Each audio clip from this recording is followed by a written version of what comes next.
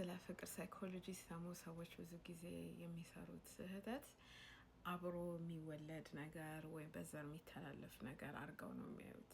ግን አይደለም። እኛ ስንወለድ አታችመንት ስታይል የለንም። ከተወለድን በኋላ ነው ይሄ የፍቅር ሳይኮሎጂ ወይም የአቀራረብ ስታይል የፍቅር አቀራረብ ስታይል የምናዳብረው እና ልጅነታችን ጀምሮ ከወላጆቻችን ጋር ያለን አቀራረብ ትልቅ ሆነ ደግሞ በማህበራዊና በጾታዊ ሪሌሽንሺፖቻችን ላይ ያንን መንገድ ነው ሴም መንገድ ነው የምንከተለው እና የአራት አይነት የአቀራረብ ስታይል አለ ብያለው በሌሎች ቪዲዮቼ ላይ።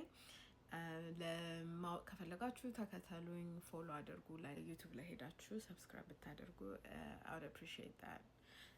ስለ አታችመንት ቲዮሪ ብዙ ኦንላይን ላይ በዚህ ጊዜ ቢኖርም አብዛኛው በእንግሊዝኛ ነው፣ በአማርኛ አላገኘውም እስካሁን ድረስ። ባገኝ ደስ ይለኛል።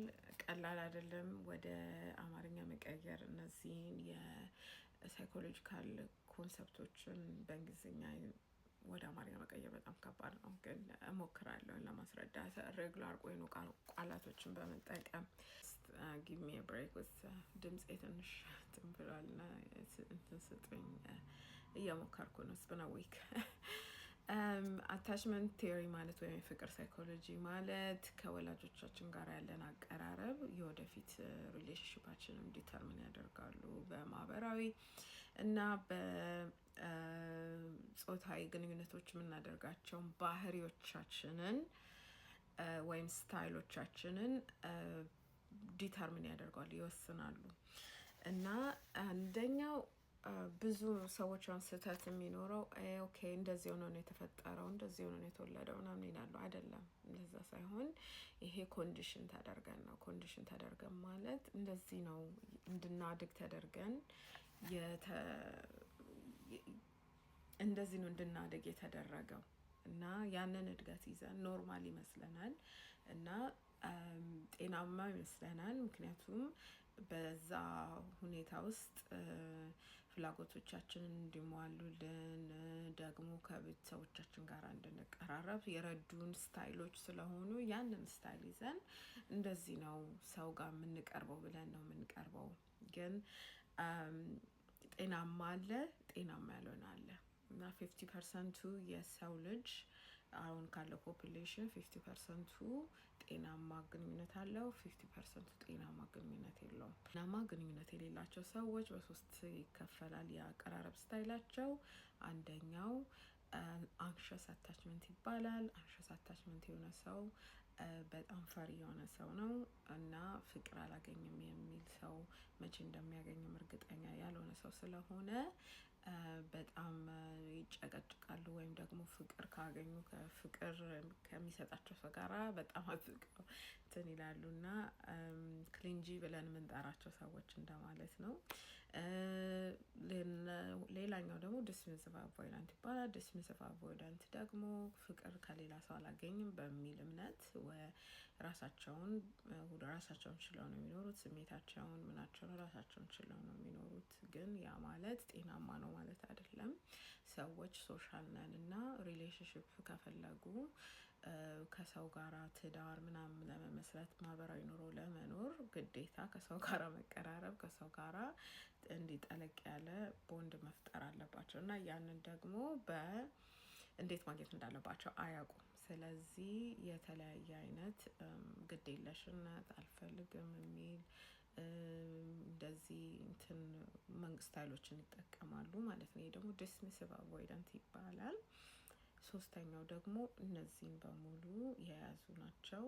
ፊርፉል አቮይዳንት ይባላል። ፊርፉል አቮይዳንት ደግሞ እንደ ክሊንጂው አንሸስ እንደሆነው ሰው ወይም ደፈሪው ሰው ነው። እንደገናም ደግሞ እንደ እንትንም ሰው ነው፣ እንደ ዲስሚሲቭ ግዴለሽ እንደሆነ ሰው ነው እና ይሄን በሙሉ ያጠቃለለ ስታይል ነው ያለው እና ያ ፊርፉል አቮይዳንት ወይም ደግሞ በስጋት የሚመላለስ ሰው እንደማለት ነው።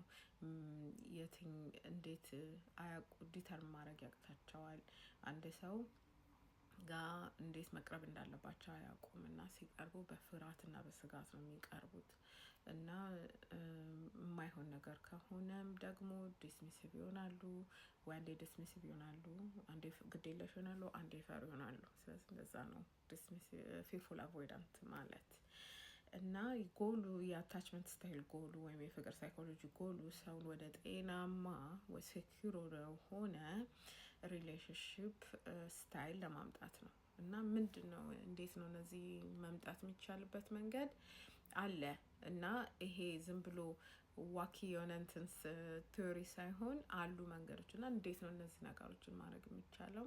ታዲያ እንዴት እነዚህ በተፈጥሮ ያልመጣብን ነገሮች መቀየር እንችላለን የሚለውን ነገር ስናስብ እግዚአብሔር ይመስገን እግዚአብሔር መልካም የሆነ አእምሮ ሰጥቶናል።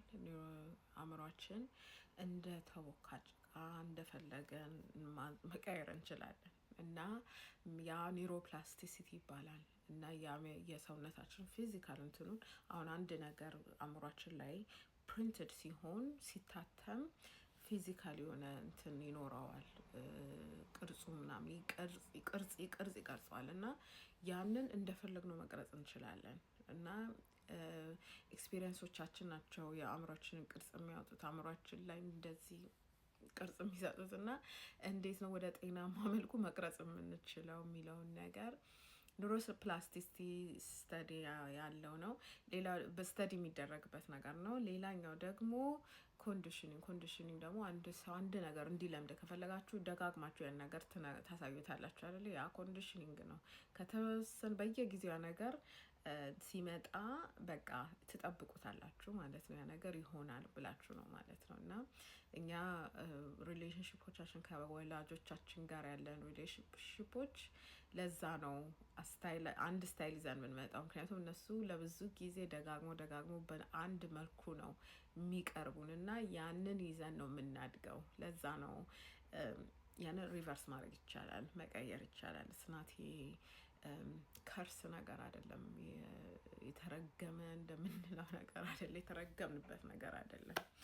ሌላኛው ደግሞ ሰብኮንሽስ፣ ስለ ሰብኮንሽስ ሌላ ጊዜ በደንብ አወራለሁ። ግን ሰብኮንሽስ ማይንዳችን ማለት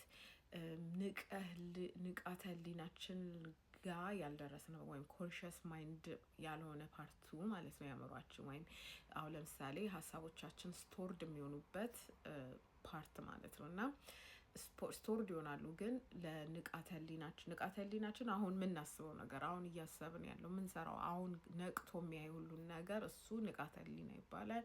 ግን ሌላ ደግሞ ግማሽ ንቃተ ህሊና ያለበት ነገር ሰብኮንሽስ ማይንድ ይባላል። እዛ ነው ብዙ ቶቶቻችን ስቶርድ የሚሆኑት። ስንፈልግ ሪትሪቭ እናደርጋለን፣ ማምጣት እንችላለን። ወደኋላ ማሰብ ከፈለግን ያንን አክሰስ የምናደርገው እና እሱ ሌላ ጊዜ እነግራችኋለሁ እንዴት አድርገን አእምሯችን እንደሚሰራ። ግን ለአሁኑ እነዚህን ነገሮች ተጠቅመን እንደ ቱልስ ለአታችመንት ስታይሎቻችንን እንዴት ማድረግ እንደምንችል በሌላ ቪዲዮ ያሳያችኋለሁ። እሺ ኦልራይት ስቴይ ቱንድ፣ ፎሎ አድርጉ፣ ሰብስክራይብ አድርጉ። ዩቲዩብ ላይ ሄዳችሁ ሰብስክራይብ አድርጉ። እዛ ነው ብዙ ቲችብል የሆኑ እንትኖችን መልቀቅ የምችለው እና እዛ ላይ ሄዱና ሰብስክራይብ አድርጉ። ሊንኩን ከታች አታች አደርገዋለሁ። ቴንክስ